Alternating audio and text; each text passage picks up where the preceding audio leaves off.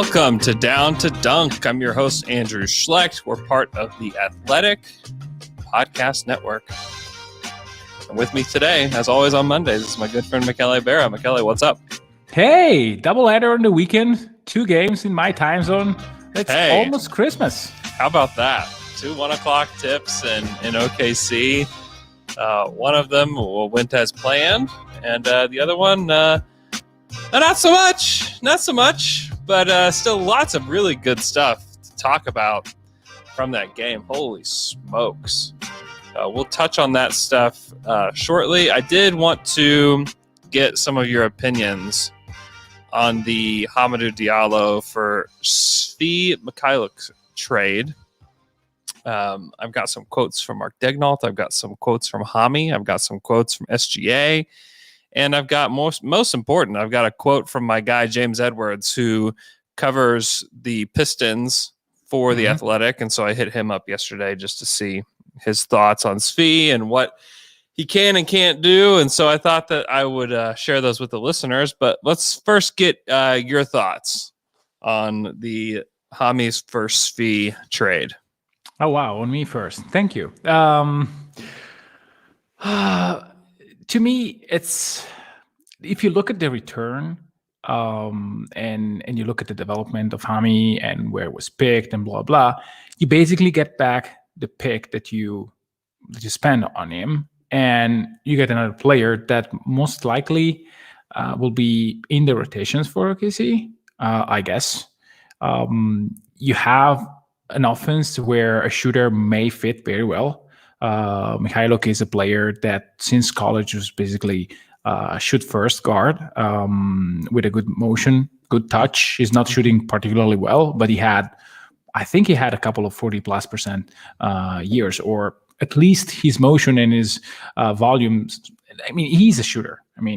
Yeah, he's a shooter.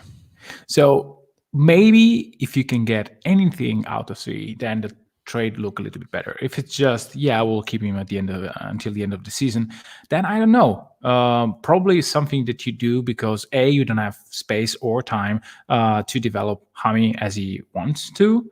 B, you have to pay him. C, since I would say week 2 or week 3, maybe week 3 of the season, he's actually helping you winning, which is something that is not the top priority for OKC. Yeah, I think there's a few realities with this trade, and I talked about this some the night of the trade, is that one, Hamadou Diallo has been good for the Thunder, like super good and very helpful in a lot of ways as a guy to handle the ball off the bench, he's become a better passer, a better decision maker. He's a very disruptive defender, which you take him off the team, you're one less disruptive defender there now. Like I think that he helps in that regard, and he's about to get paid. And honestly, the Thunder, if they wanted to keep him, could have paid him very easily and could have even overpaid him if they wanted to, just because of the way that their cap is situated. They're not paying anybody for a while, and even if they do, they're going to pay Shai. You give him a max deal, like there's still a chance that you're under the floor for the salary cap. So yes, there's not like big ramifications to paying Hamadou Diallo, but continuing to develop him, there might be some ramifications for that. And maybe it doesn't matter, just like from what we saw from the team yesterday, that who cares who you throw out there? You've got Shai and Poku. Doesn't matter at all.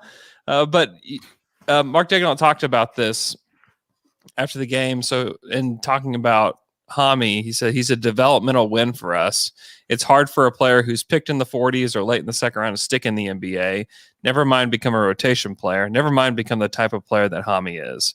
So that we're happy for him and certainly love him as a guy and respect the heck out of him as a professional and as a man, which I thought was great. And then Hamadou Diallo basically put out a press release himself, thanking the Thunder for taking him in the draft. He thanked Sam Presti for believing in him from day one. Thanked Mark Degnault for, and it's funny, like, I don't know if everybody remembers, Mark Degnault was the G League coach and the coach for the Summer League team, Hami's rookie season. And so he's known Mark for forever. And so he thanked him, he thanked his teammates, and then he thanked the fans of Oklahoma. So if you haven't seen that, that's on his Twitter page. And then you get to the most interesting quote of anybody. Like, Mark's obviously going to gush about him, but then you get to Shai, which is the most interesting because Shai played with Hami not only here in OKC, but he played with him at Kentucky. And so these guys have been tied together for a long time. And so this is what Shai said when asked about the trade. He said, "It's tough. Obviously, me and Hami are super close. He's like a brother to me. We went to school together and then obviously spent a year and a half playing in the NBA together. It sucks. A guy that's super close, and I love playing around and love being around." And then he said, "But it is what it is. It's the NBA. It's a business. The front office, it's not my job. It's their job. They make decisions like that, and they feel like it's best for the team and for Hami. Then it's my job to go play basketball." Thoughts on any and all of that?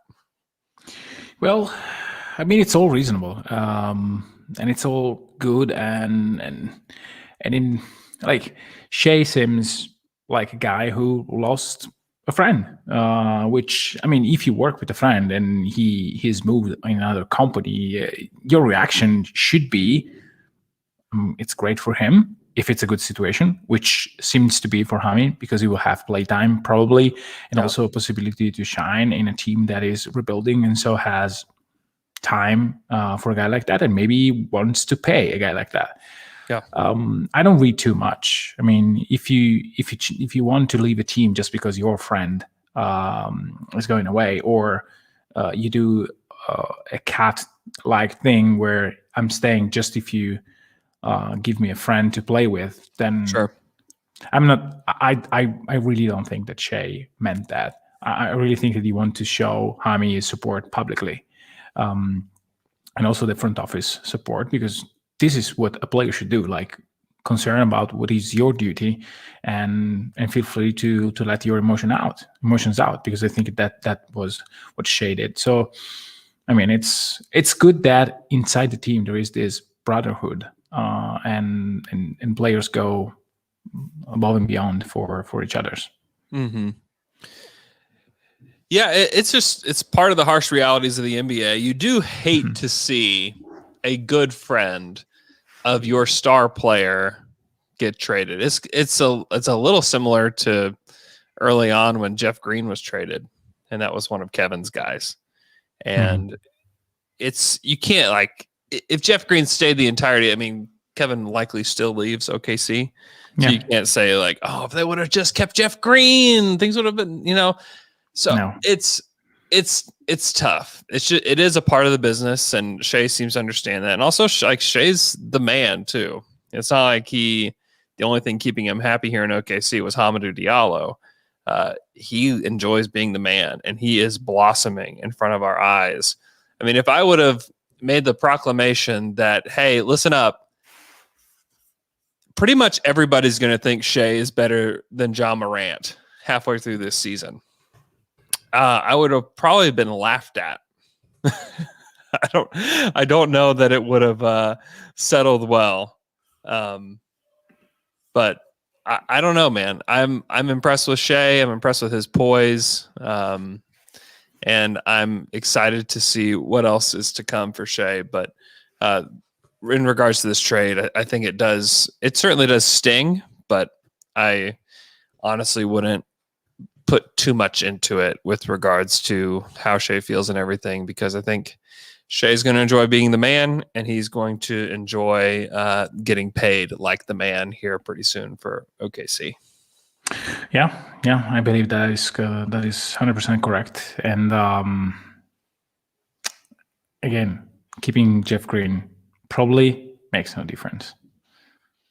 Yeah, maybe OKC that doesn't get to the finals, because I really think that Perk was the soul of the team. And if that is what you need to do to get a guy that gives the locker room a soul, you do it. And again, I don't think that Hami has any hard feelings. He wanted to have maybe a greater role, and it's all good. It's all good. Again, it's not that he's going playing in a lost country of the world is playing in the league, like getting probably millions in the next contract. It's all good. Yes, he will. And incoming to the Thunder, Svi Mikhailuk. And here's some quotes. First from Mark Daignault. He said, he's a guy we think can do a lot of things. He's really, really skilled on the offensive end of the floor, not just a shooter. We think that he can play inside a system and enhance his teammates and also make investments in the offense, which makes everybody better. Then he said, and defensively, he gives effort. He's got really good size on the end of the floor, and he's a good system defender. He's where he's supposed to be. Good system defender is like a backhanded compliment, right? You can tell he's played in the NBA for a couple of years and excited to get to know him. So that's Mark's take. And then James Edwards. Here's what James, a direct quote from James Edwards of The Athletic, who watched all of Svi's games when he played for the Pistons. He's a knockdown shooter who has struggled to knock down three-point shots this year. He's tried to diversify his game, taking longer threes off the dribble, and it just hasn't worked. He showed flashes of playmaking, but turns the ball over sometimes. He struggles to finish at the rim because of his short wingspan.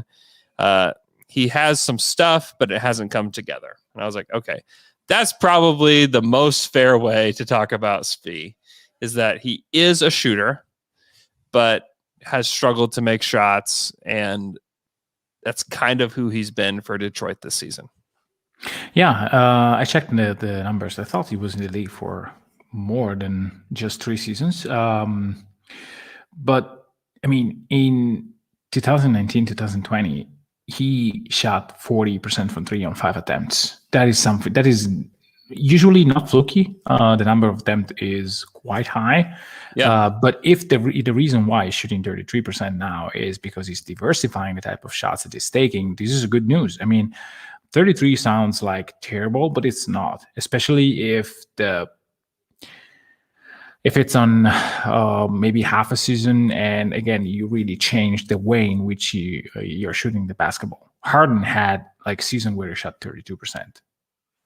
Yep. It's just a different kind of shots that you're taking. If that is the reason, and I have no reason to believe otherwise, then it's good for OKC. I think to have a knockdown shooter will clearly improve the spacing for Shai, which is something terrible if you think about it. But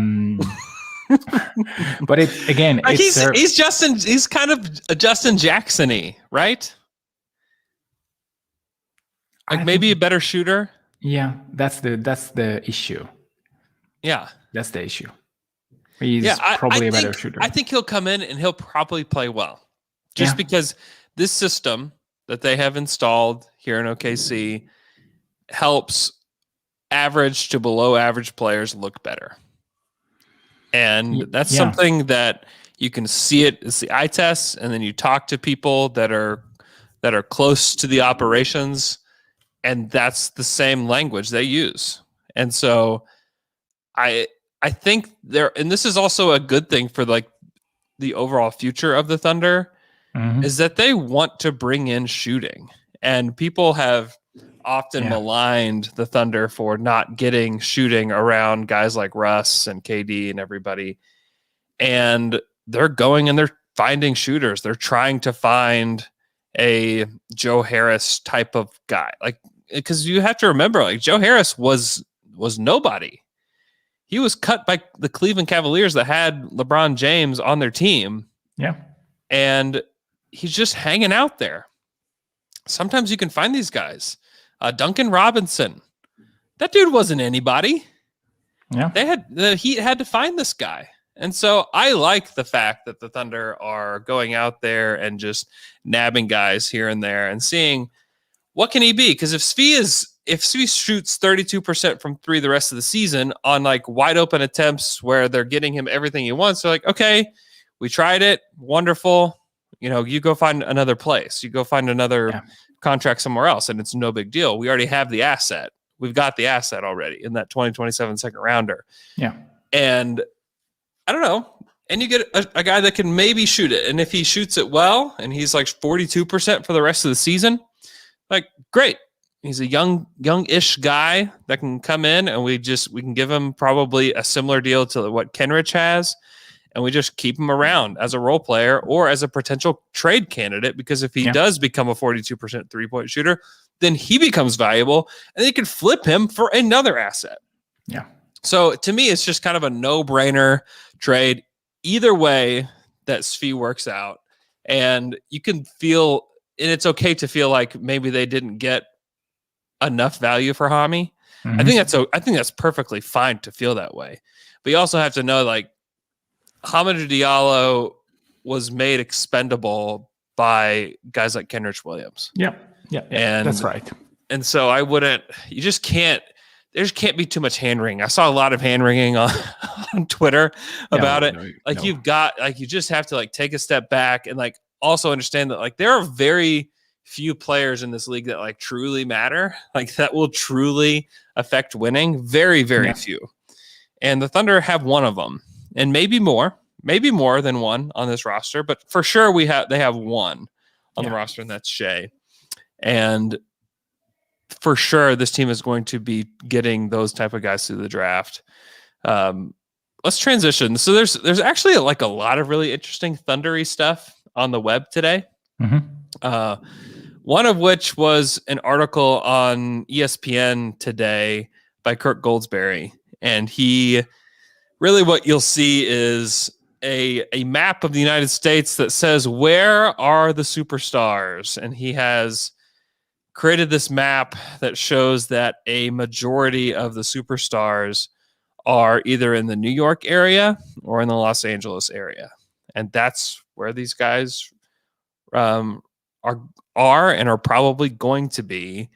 And I think probably the hardest hitting quote from this article for Thunder fans is, it says, when the size of the star doesn't match the size of the market, the clock always ticks faster.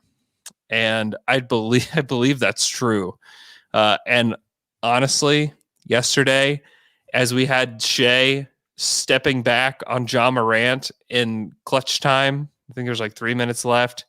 And I thought you meant Poku. The clock is ticking on Poku. We'll talk Poku in a minute. Don't worry. Do not worry. We are going to take our time talking Poku here in a minute. But the clock started ticking. To me, when he hit that step back three on Ja Morant, as if there was nobody in the gym, just absolutely dismantled the Memphis Grizzlies yesterday.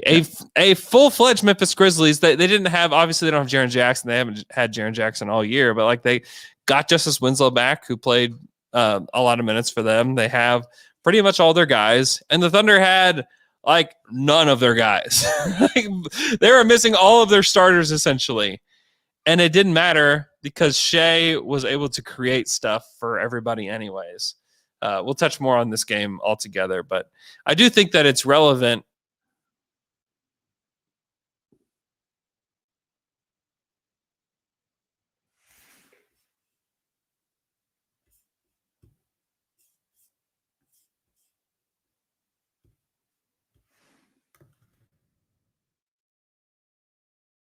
For you. But the truth is that these stars most of them are similar to this, where they want to move on. And the Thunder have tried. They traded for Paul George. They couldn't keep him. Around. And it was a problem.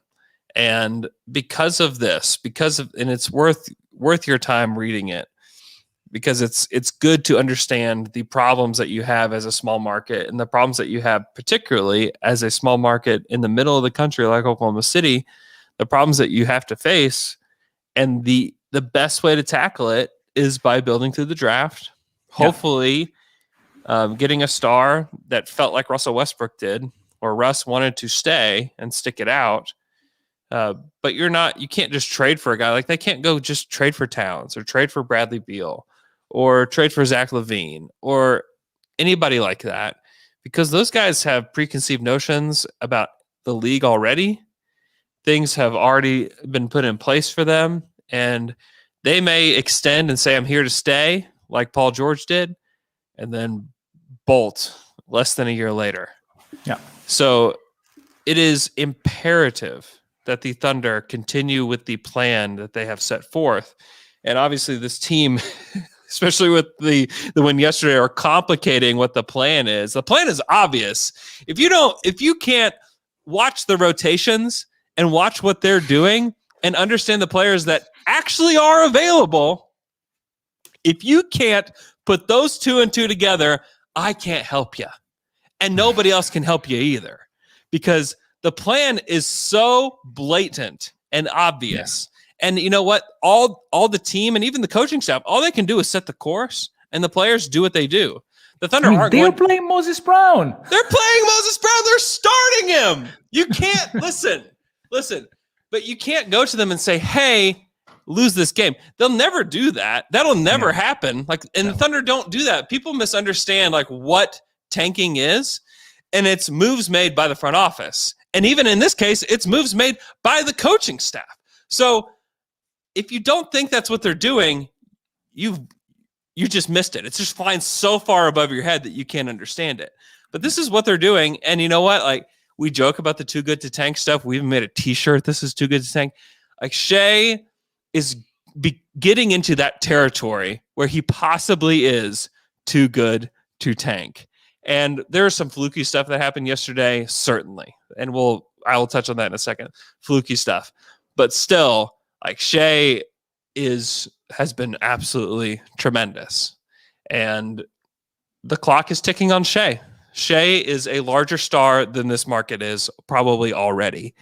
And it's good that he's on a rookie scale deal. They'll have control over his contract for probably the next 6 years. But beyond that, if that dude wants to go to New York, or if he wants to go to LA, you can't be surprised at this point. You just can't be. No, and this is one of the reasons why everything should be open in the future for Shai, for everyone. Because when you are in contract negotiation, if it starts I'm not gonna sign for 5 years, then everything should be on the table. Because the point is, if it's 3 years from now, or 4 years from now, it will be. It means that you have basically 2 seasons to build something relevant, and it's not possible. And then it's over. So if you have 5 years, no clause, maybe a trade kicker or something like that, no trade clause, whatever. But it's 5 years. Then you have time to build something, and it's already like that. Shai will get a max period. There is no doubt. He will get everything he wants. And so OKC will have to face tough decisions during the negotiation. If maybe Shai goes, give me 5. I want to be here. I want to build something here. Then it's great. And but you're right. I mean, the coasts are the coasts, and either you build something extremely special, like they did in San Antonio, but that was another time, or the first iteration of OKC, because, I mean, they were close. They were extremely close for so many years, and they had so much bad luck. But you need to build something like that. You need to start winning early if Shai is that good, because he will not be okay on not having a team that is competitive next year. I believe that. So it's imperative that this year is the year of the tank. And if it doesn't work, everything should be on the table. Not because Shai is not great, but because it's hard to build a super competitive team in a matter of a year. It's basically a super compressed rebuild that OKC is doing. They went from Russ to Shai plus Chris Paul, which was winning a lot, by the way. And then you need to move in a certain direction, and you need to do it, because again, even if you wait for Chris Paul, it's not going to be enough in a year. So it's super tricky. And and as you said, getting rookies through the draft and getting the main star to buy and plan is what you need. And back to Shai, and he is just so good. No one can guard him. Dillon Brooks tried everything Yep. like including illegal stuff. Like he was not guarding him in a fair way. It was like grabbing his jersey. Like he was doing everything that Lou Dort does on a regular basis, and it's not enough. It's just too good. He will, if you stay too close, he will probably blow by. If you give him space, he will just shoot over your head, and it's just so decisive with his shot. And this is probably the greatest development that Shai had from the bubble to now. Is the drive was always there. I mean, he's clearly better at it, but it's not something completely new. The fact that he's more strong helps him quite a lot. But the fact that the step back three is becoming the weapon. It's so sick lately. It seems that it's there since like the beginning of times. It's so natural to him. Yeah, he misses shot, but he's shooting step back threes at probably a 35+%. Yeah. And when he's wide open, it's money. Like in a matter of 2 seasons, he went from a guy that was barely above 30% and was afraid to rely on his three-point shot to a guy that takes 5 a game and make the defense pay on every time they go under the pick or they cheat on him. This is such a transformational skill that he has. Yeah. And the fact that he can score at every level, meaning like at the rim, mid-range, and from 3, especially with step back 3, it's really something. And I think that there's lots of debates going on around the league about who the best young point guard is. Like you got LaMelo entering the conversation, you got Trae Young, you have Ja. But I would take Shai over all those guys. I just would. I think that he's got the scoring potential, and he's probably on the worst team of any of those guys. And he's still incredible, and he's been incredibly efficient in that. And Ian Levy wrote an article that's on Fansided that is super interesting. We talked about this a ton. We talked about his drives per game at 25.1, which is the most in the NBA. And the context that he puts around it is like particularly great for Thunder fans, because he discusses how he averaged the 25.1 in Russell Westbrook's MVP season, the 16-17 season. Russ only averaged 20.1 drives per game. Yeah. Which is wild to think about, because when you think about Russ that season, you think about him getting to the basket a ton, and obviously he took a lot of threes that season as well. But still, like, he's driving more than Russell Westbrook did in his prime to the rim. Yeah, because Russ was taking so many ill-advised mid-range jumpers. He was taking a lot of ill-advised mid-range jumpers.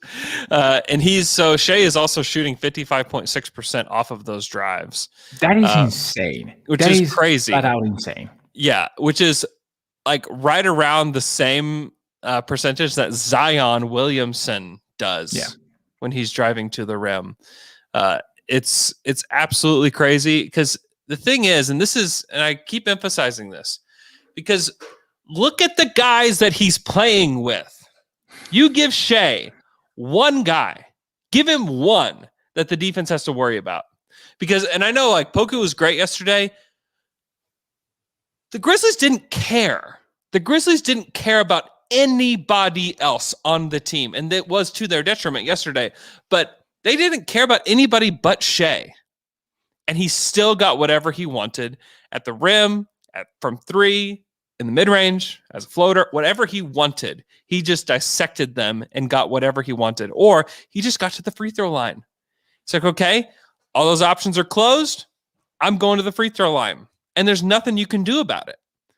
And if you give this guy one extremely good teammate, you give him one all-star, you give him one all-NBA caliber player, you are not incredibly far from a team that is in the playoffs every season, and then a team that has like a shot to do something special. That's, to me, how special Shai is. So suppose that you can go back in the past and move forward to the future. You have the following options. One, you keep the same team of last year, knowing that the Rockets' pick will be number 6. Mm-hmm. You can keep Gallo. He will resign. You can keep Chris Paul, Dennis, Steve. You can even trade Steve and get Horford and George Hill. So your team is Shai, Hill, Paul, Schroeder, Dort, Gallo, and Horford. Yeah. Nice as the main guys. Yeah. You don't have Poku, and you know that the number 6 pick will be yours. Or you can go as you're going this season without knowing anything of the future. What do you do? I still want this. I still want what we have, because you just said that if you give Shai another All-NBA guy, he could be in the future though, because like if just like I worry about the Suns a little bit, because when this contract is done and maybe Chris Paul wants to go play with LeBron or whatever he wants to do, like then what are you exactly? Because you're not going to have great players or draft picks to put around them. I worry about DeAndre Ayton. Like DeAndre Ayton's probably going to get a max deal on his next contract, and he probably won't be worth that. So that concerns me quite a bit for them. I don't know. Like, just give me a shot to get another All-NBA player that's on a rookie scale deal. Like, just give me a shot at it. Maybe you fail. Maybe you fail just, and not even that you fall out of the top 5. Maybe you fail because you picked the wrong guy in the top 5. Like that's something that could definitely happen. So, but still, like, give me that chance. Give me the chance to go on another 8 to 10 year run, because that is what was so fun about that last Thunder team, is that you had a chance every single year to do something special. And they went to the conference finals a bunch, and they got to the finals once, and they almost did it again in 2016. And those are the moments that really make a fan base. And could they go on a run with this? Like, could the Thunder be what the Suns are today? Probably. They probably could. They could probably be that team that's sitting at the 2nd seed, with the Lakers losing Anthony Davis, with the Clippers, not really caring about the regular season. Certainly, they could be that. And to those of you who don't think that this is like a tanking move by the Thunder, like they could have a team that is talked about as in title contention, because this is a weird year. Yeah. And that could have happened. But I do think that the course that they're setting is ultimately geared toward long-term sustained success. And that's something the Thunder want. That's something that they are pushing toward. And I think if you give yourself a chance to get 6 and 8, or even 6 and 4, or something like that, a combination of those two, you're giving yourself a better chance. No, I completely agree. That. My only point is that that by being able to go to the past, is that Shai is that good, and that your rebuild, I'm 100% sure no one believed that OKC could be a 17-22 after 39 games. Nobody. Yeah. And if you know that, it means that your picks are probably not the ones that get you where you want to be.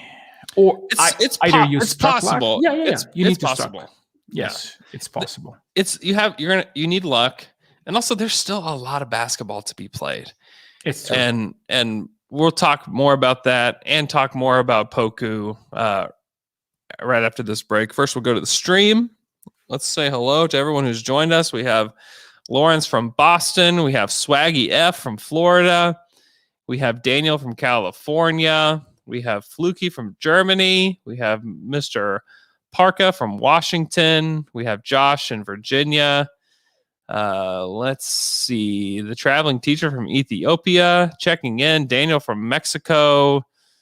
Tom from Jackson, Missouri. Thanks for joining. You guys are great. Thanks for joining in. If you want to be mentioned on this and you don't know how, go subscribe to our YouTube channel, and you too can be mentioned on the pod. We have Brett in Seattle, Christos from Greece. We have John in Tulsa. We have Alec from Virginia, Kevin in Albuquerque, No Limit in Virginia, Yoni in Israel. We have Chaz from Anchorage, Australia. We have James Anderson joining in as always. Thanks for joining. Really, really appreciate you guys, and hope that you're doing well. Hope you're doing well during these kind of strange and uncertain times. But we're all in this together. We've got Rose from Lexington, Morgan from Georgia, Michael in New Zealand, Rondanon from Argentina, Phil from France. Thanks for joining. You guys are the best, and we'll be right back after this quick break.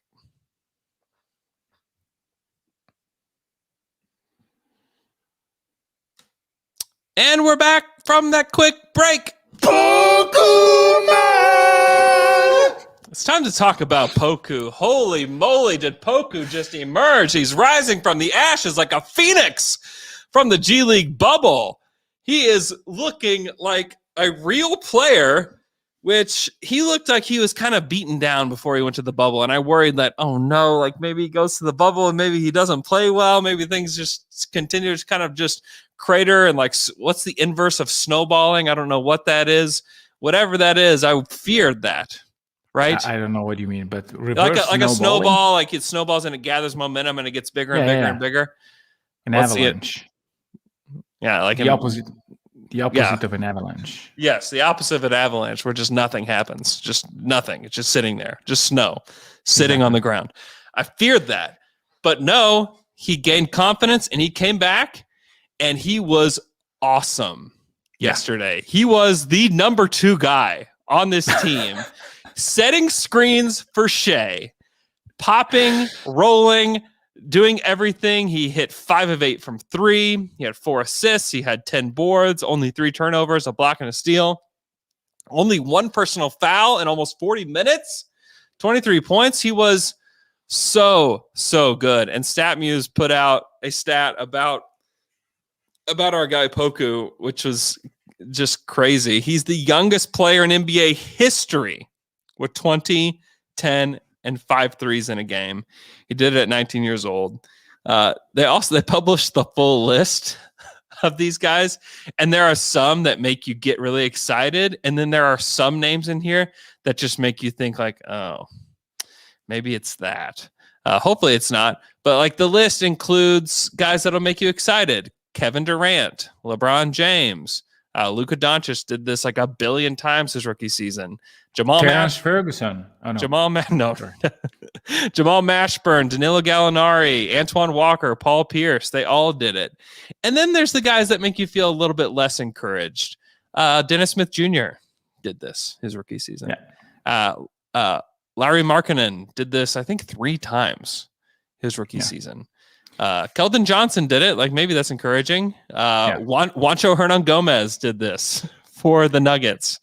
And then the one that scares me the most, the one that just makes me just cringe, is Yi Jianlian did this his rookie season for the New Jersey Nets. And I don't like that. I don't like it at all. I don't like that happened. I didn't like reading that name, but let's forget about that. Let's just even forget that I said it. Because Poku looked great yesterday. And not only that, Poku got a girlfriend. I don't know if y'all saw on Instagram. He has this just spectacular game. And then he just like posts like the ultimate brag afterwards on Instagram that he's out to dinner with his girlfriend. Oh, I loved it. It was a great day for Poku. It was a great day for Thunder fans. It was just overall, I just cannot imagine a better day for all of us. Yeah. And the names that you mentioned are, of course, a mix, because a game can be anything. But to be honest with you, I think that if you look at the 3 games after the G League, which is, again, an extremely small sample size, so you cannot project anything, but you can analyze what happened. I think that in the first game was good. The second one was bad in terms of shooting, but not in terms of shooting selection. And also the other parts of the game. I thought he defended pretty well. Yep. He moved around the court pretty well. The only thing that I still don't like about what he's doing is that way too often he decides to stay like as the last man, like closer to the 3-point to the mid court, Yeah. like waiting for the ball just to use his dribble. I don't like that. I don't understand that. I don't know why he's doing it. I really like him when he goes directly into a screening action and goes either relocates and moves around. Maybe it's something that he's learning because when he played for Olympiacos, he was just basically the man. He was handling everything, doing everything. And probably he approached the NBA a little bit like that. But now he's becoming more conscious about the fact that he is not the most skilled player on the court. He's not the player who initiates everything. He has his spots. He can play. He is pick and roll with Moses Brown. He can try to do a pull-up after 2-3 dribbles. Those are stuff that he's allowed to do. And is trying to get better shots, which will translate in better percentage. Because if you look at the way in which he shot the basketball, to me, there's no mistake. He will be a good shooter one day because the touch is too good. If you look at the wrist, the way in which he closes the shot, those are good. I mean, the only real issue with the shot is that the ball starts way too low, and probably he needs to take the ball a little bit higher with his hands before the release. But that is something that you can work with a summer of time and an NBA stuff there for you. So I have no doubt. And the fact that he's processing the game better as the time goes on, to me, it's all good news. I don't know how many 23-point games we'll have from now to the end of the season, but if he plays that way, I think he will be very useful. Yeah, I love the confidence that he shows. And when he shows confidence in his shooting and doesn't think about it, and it's just catch and shoot, he's money. He's he's a good shooter. And he showed that yesterday a few times. And he just showed some versatility as well. And a guy at his size that really is a wing that can do all that he can do is rare. Like it's extremely rare. So it's very exciting to see what he can do on the court. And yesterday was a huge step in the right direction for Poku. And I am hopeful. I don't know that he will, but I'm hopeful that they will continue to find a way to start him, because it's very clear after watching him that he plays better when he's playing off of a guy like Shai. And he complimented him very, very well yesterday. And so I don't think he will, but I really hope that they just let him start next to Shai. And even, I mean, you can still start Horford, Bazley.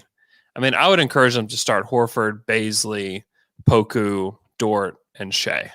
And bring Maledon off the bench. And I think Maledon does play better with better players too. I think he plays well off the ball, but I would rather stretch his game in the right direction, and that, like, you're a backup point guard, you're going to run the offense. That's what you're going to do with the bench. And then Poku, you're going to come in and you're going to be our wing. You're going to be our 3. I would rather that, honestly. Yeah, and Maledon has his fair share of starting minutes. So as they continue to explore the roster, right? That's what we're doing. We're just making explorations with these guys. We're just exploring, seeing what happens. And it's just, I think that's something they should do. And then as they explore this roster more, it's becoming increasingly clear that they just want to play young guys, and that's how they want to handle this. I mean, Mike Muscala played 12 minutes yesterday, and that was just out of necessity because you didn't have anybody else to play. That's it. But you could easily argue that Mike Muscala is better than Darius Miller or Isaiah Roby. Maybe he's not better than Kenrich Williams, but it's not like incredibly different as like caliber of a player. He's certainly better than Moses Brown as a player. I know Moses had some moments, but like he's he's better than him. Like, he should have started that game. Like, if you were trying to win that game and those are the players you have available, Mike Muscala probably plays 30 minutes in that game and spreads the floor and helps you. It's just so evident what they want to do. And I'm so curious. We're a week and change away from the trade deadline, and the Thunder are going to be making some moves. George Hill is the obvious one. We have Shams Charania and Sam Amick reporting about that already, that he's on their list of guys. But I would not be surprised to see other Thunder players in talks. I would not be surprised to see other Thunder players dealt. Really, Shai and Poku and Dort are probably the ones that you just probably don't touch them this trade deadline, unless something crazy comes about, which I don't think you're getting anything crazy for any of those guys but Shai, and I just don't think that's on the table whatsoever right now. But everybody else, I think, is out there. And there's an asking price for everybody. There was an asking price for Hamadou Diallo, and the Pistons met it. And they said, thank you, Hami. And it was over. And I think, I think that will be the same for everybody else on this roster. I completely agree. And I would also stretch to Dort. If someone calls for Dort, you have to listen. If the Suns want him just because, I don't know, they don't have enough defenders, I don't think the Suns are a good fit. It's just a team that has assets, because the Lakers don't, the Clippers don't. The Jazz probably is not the team. Maybe Denver. If Denver asks, and gives you an unprotected first, you have to think. Maybe not this year, in 2023, 2024, top 5 protected pick, you may want to do it. Because again, everyone has a price tag. And if the price is met, you need to consider it. I'm not saying you do go ahead and do the trade, but you do a disservice to the franchise if you don't listen. Because as much as Dort is a great defender, and probably will develop into a quality starter, if you get a good first, the likelihood of getting that player in 2 years is quite high. So it's just a matter of the plan and what's the read on him. Do you trust him to be part of a certain team for the long run? Is he a guy that wants different things? Like, you need to consider everything. You don't want to have Reggie Jackson-like cases in OKC. You really need to avoid that, because, Reggie, if you trade him the year before the contract extension, maybe like during the summer, if someone asks, because he's shown that he can be an impactful player during the playoffs, and you have the read that he wants his team, then do it. It's what you should do. Dort is not there, but he has a very good contract, and he does. And so, I love Dort. I don't think I would do it would have to be a very good first from a team that is volatile for me to say yes. If Phoenix wanted him and they gave you a top 3 protected pick in like 2026 or something like that, what pick do they have next year's pick for the Suns? If they offer something like that, then I'd be like, man, that team is volatile. Like, that could be the 5th pick in the draft. That's when I'm like, okay, sure. I think Denver's just going to stay competent. Like, they have good management. They've got Jokic locked up, and I feel like he's going to be around for a while. It'd have to be the right situation. I probably I don't know. I probably say no to most of those deals, but you're right. Like, they have to listen. And I don't take this as, hey, the Thunder are calling every team about Dort. Like, they will take any call. No doubt about it. That's the point. And that's what's happening, is that the league knows that the Thunder are one of the few sellers at the deadline, and they're getting calls about tons of guys right now.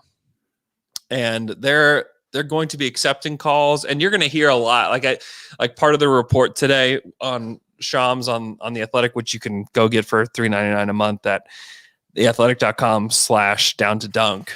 Worth the read. Yeah, he talks about how like the Thunder are comfortable with keeping George Hill the rest of the season. And I believe that's true. I do believe that's true. But I also think like it's extreme posturing by the Thunder. You know, I mean, the Thunder said that they were okay with carrying Chris Paul into this season. Oh, yeah, of course. You know, so there's just a lot of maneuvering and stuff like that. That's going to be happening. But anyways, should be interesting. Should be a fun couple weeks for the Thunder. Make sure that you're subscribed to our YouTube page. Make sure that you also go check us out on Instagram. Make sure that you follow Michele on Twitter at Mikey Berra. You can follow me at Andrew K. Schlecht. Hope you guys have a good rest of your Monday. And we will talk to you guys again on Wednesday.